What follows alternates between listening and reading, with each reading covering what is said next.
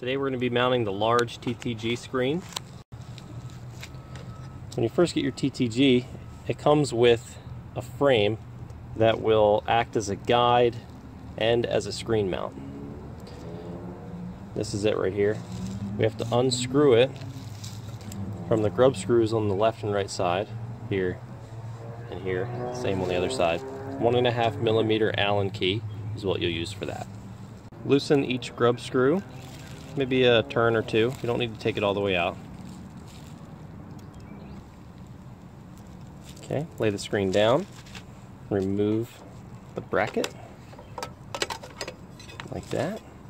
And you'll notice at the top of the bracket is this piece that's ready to come off. This will act as a reinforcement to this frame on this side here so that it doesn't flex when you put it in. Just go ahead and bend that until it breaks off.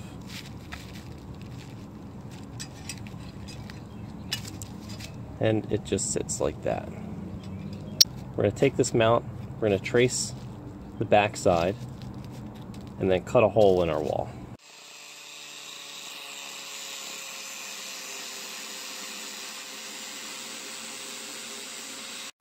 You see the cutout sheet for the TTG upgraded. It's mounted horizontally in most applications. It can be mounted vertically, but if you do that, you can only do one product per screen. Okay, once you've got your hole cut, you can put your frame in place. Don't mind this little notch out. This was from the previous video, and the frame will cover that. You want to support where your frame will be mounting with wood on the back side of the wall. So I just used some scrap pieces here on the sides, like that.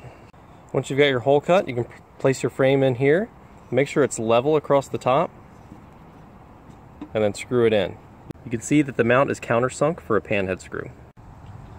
Once you have all 4 screws in, you don't need to over tighten them because that risks bending this bracket, but you want them to be nice and snug.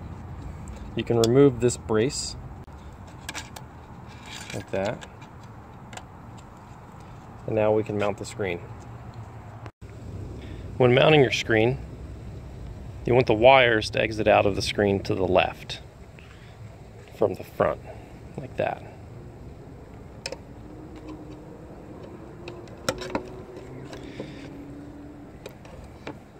Set your screen onto the posts, like so. And when you go to tighten these down, I like to apply a little bit of pressure, make one snug, go to the other corner, apply a little bit of pressure, make it snug, and then do it like that. It's like an X pattern.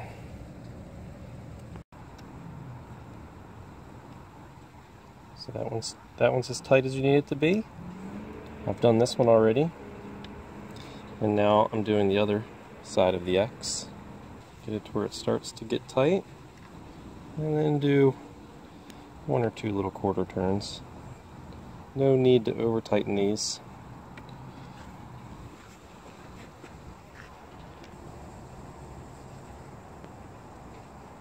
And that one's done.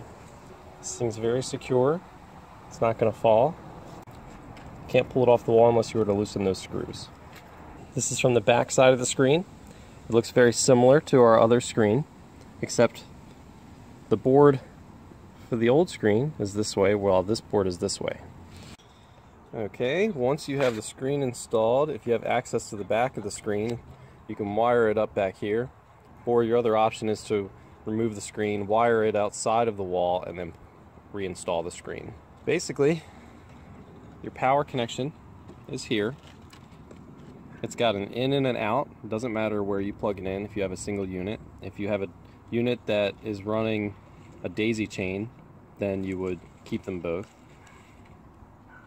These are your flow meter connections. This is connection 1, 2, 3, and 4.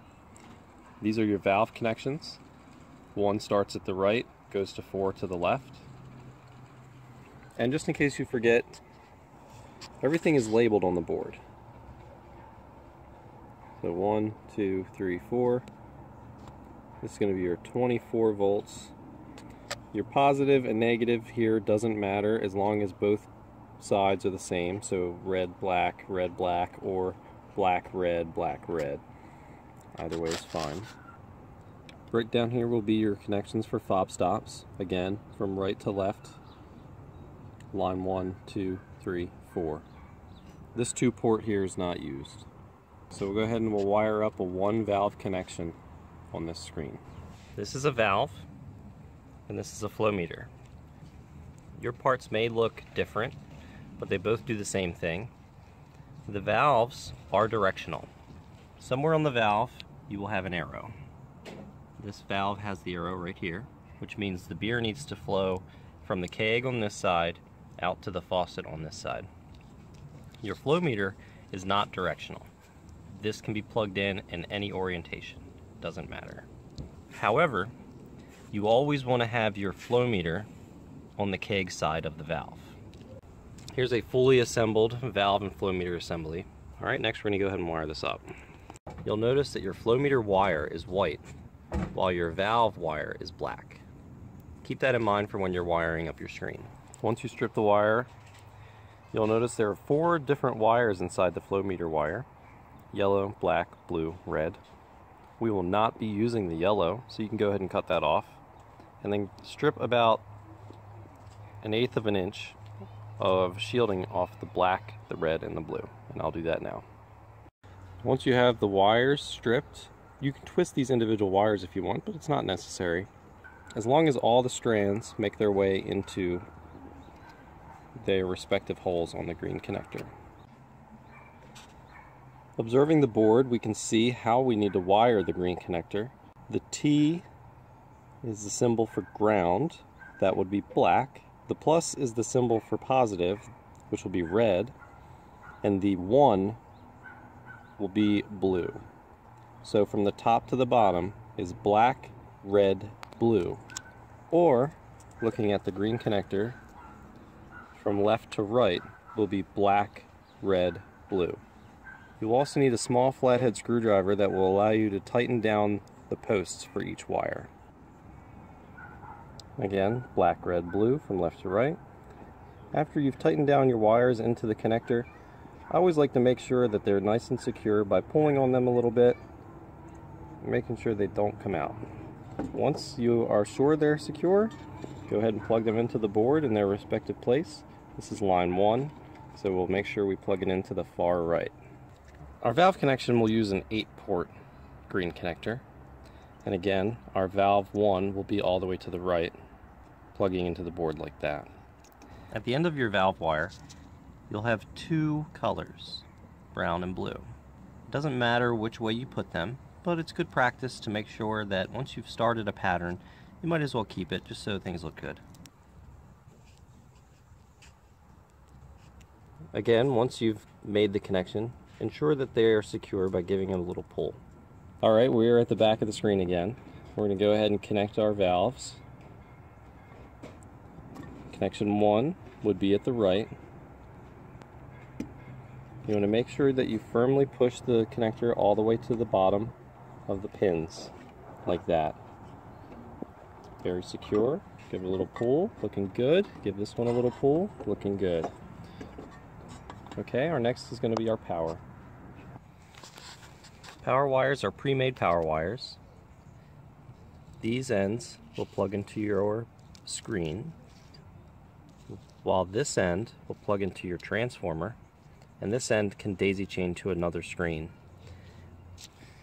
One thing to remember when daisy chaining screens is one transformer can power up to 4 valves. The number of screens does not matter. They use a minimal amount of power. Most of your power is being used by the valve. So again, 4 valves per 1 transformer. If you have a screen that is using 4 valves, you'll then be using 1 transformer for that screen. You will not be daisy chaining. If you're using, say, 2 valves between 2 screens, you can power both those screens off of 1 transformer.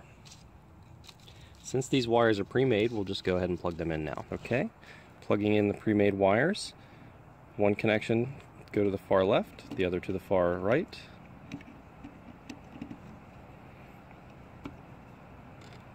Never plug this into the middle. And if you're only going to be using one transformer per screen, you can remove one of these wires, the one that would daisy chain to the other screen, just so things are neater behind here. So that's all the wiring that's required for the back of the screen. Once you've done that, you can take your entire bundle of wires, maybe tape them together, and at the back of the screen here will be an area that you can use a zip tie to zip tie your wires if you'd like. It's not necessary, but it does keep things neater. And once you've got that all together, we can put the back on. I'll do that now. Okay, once you have the back of the screen in place, you can use the supplied nuts to secure the back of the screen. These don't need to be tightened down very much, just hand tight. In the event that you need to service the screen, it'll make it easier to take these nuts off later. Last and definitely not least, this bottom connection is your network connection. I don't have a full network to set up for the example, but this is where you would connect your network wire or RJ45 wire that would go back to your network switch that would then connect to the server for our system and or any check-in areas for the system. Our system uses a local area network that we like to keep separate from the rest of your location so that we don't have any communication errors between any of your equipment and our equipment. Now it's time to turn our screen on. The way we do that is we plug our screen into our transformer.